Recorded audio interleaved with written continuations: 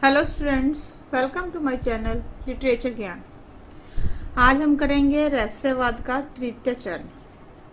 रहस्यवादी काव्य की विशेषताएं।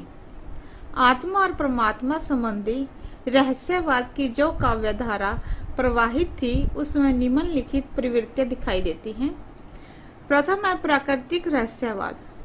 प्राचीन रहस्यवाद में जहाँ भावुकता है, वहाँ आधुनिक रहस्यवादी कवि ने प्रकृति के माध्यम से दर्शन की शीर्षकता को दूर कर दिया है।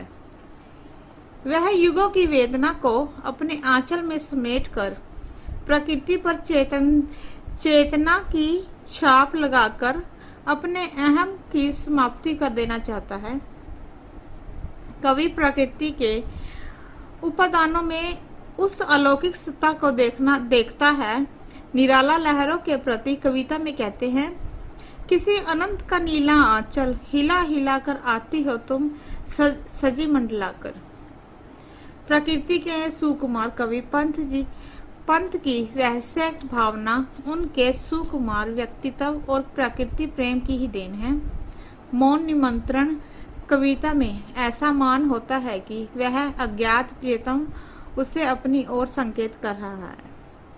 शब्द ज्योत्सना में जब संसार चकित रहता शिशु सा जादान, विश्व की पलकों पर सुकुमार विचरते हैं जब स्वप्न अनजान।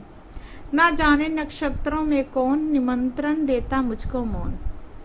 महादेवी वर्मा आधुनिक युग की रहस्य भावना का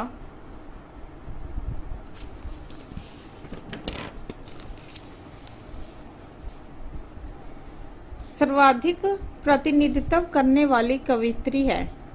उनमें नारी हृदय की सहज करुणा और एकाकी जीवन की अनुभूतियां हैं। इन्हीं कारणों से वह सफल रहस्य भावना के गीत लिख सकती हैं। एक उदाहरण देखिए। हे नभ की दीपावलियों, तुम पल भर को बुझ जाना, मेरे प्रीतम को भाता है तम के पर्दे में आना। कवित्री पुष्प में भी अपने और प्रियतम के प्रत्यक्ष मिलन का अनुभव करती है। उसे पुष्प की प्रत्येक पंखुड़ी में उसके विरह और मिलन के विभिन्न रूप और आकृतियों के चित्र ही दिखाई देते हैं और वह कह उठती है, कैसे कहती हो सपना है अली उस मोख मिलन की बात, भरे हुए अब तक फूलों में मेरे आंसू उनके हवास। द्वितीय है रागात्मकता। आधुनिक रहस्यवाद में रागात्मकता की प्रधानता पाई जाती है। कवि जितनी अधिक वेदना का अनुभव करता है उतनी ही उसकी तड़प बढ़ती है। इस तड़प की अधिकता के कारण ही कवि अपने प्रियतम के अधिक निकट पहुंच सकता है। कबीरदास कहते हैं, या तन का दीवला करो बाती मेलू जीव, लहू सींचू तेल जो तब मुख देखू पीव।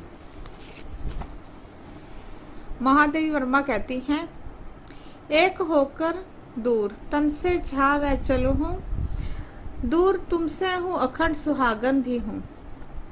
तृतीय है रहस्य अनुमुखी जिज्ञासा। रहस्यवादी कवि अपनी आत्मा का उस अलौकिक सत्ता के साथ संबंध स्थापित करता है।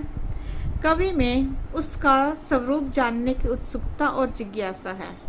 प्रकृति के अखिल सौंदर्य को देख मानव मन उस अव्यक्त सत्ता की कल्पना भी अनंत रमणीय रूप से करता है। इस संबंध में प्रसाद जी कहते हैं, हे अनंत रमणीय कौन तुम, यह मैं कैसे कह सकता, कैसे हो, क्यों, क्या है, क्या हो, इसका तो भाव विचार ना सह सकता। एक स्थान पर और लिखते हैं, सिर नीचा कर किसकी सत्ता, सब करते हैं स्वीकार यहाँ। इसी प्रकार पंत कहते हैं, अरे दुख सुख के सहचर मौन, नहीं कह सकता तुम हो कौन। महादेवी वर्मा भी अलौकिक शक्ति से कहती है, कौन तुम मेरे हृदय में। धन्यवाद।